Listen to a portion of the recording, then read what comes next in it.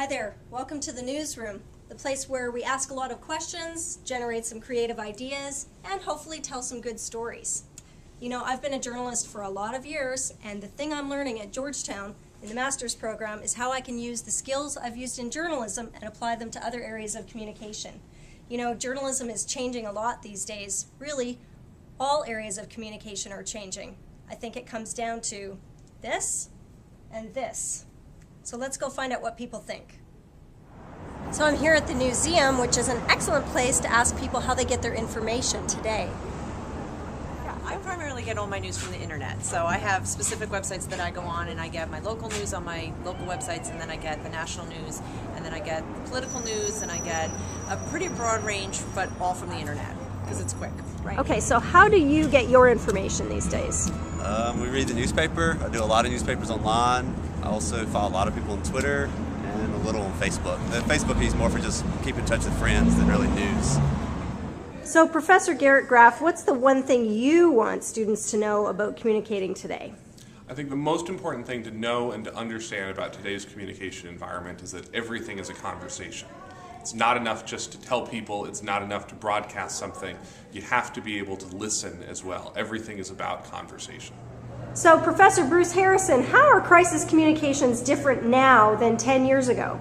Well, Tracey, as you know, everything is at warp speed now with the internet and all kinds of social media, getting engaged in everything, especially crises.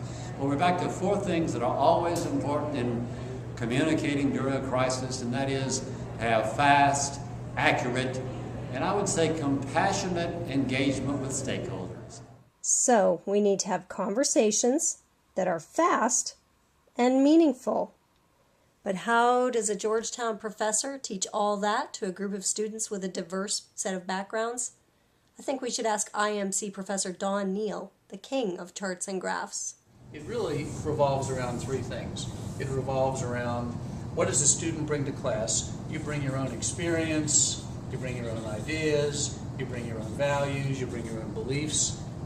Another element of the process is what I bring to the class, which is frameworks, constructs, formulas, methodologies for thinking that takes your experience and then takes a series of formulas, frameworks, and concepts and then put them together into the third component of this, which is the community, is the class. So if you were talking to people who, provide information, whether it be through public relations or the news media, what would you say to them as a consumer of news? What do you need from them?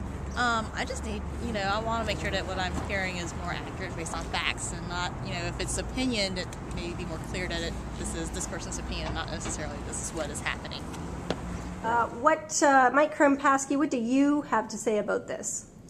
I think the most important thing to think about in a world where everybody can publish and attention spans are this big is that it is desperately important that people understand how to smile, how to be charming, how to be interesting, how to tell jokes. We wouldn't read our own press releases unless we were forced to. So please, by the love of God, be human in the way that you communicate. So did you hear the one about the two bloggers in the bar? I think for now, I'll stick to telling stories and asking questions. Georgetown students, what's your plan?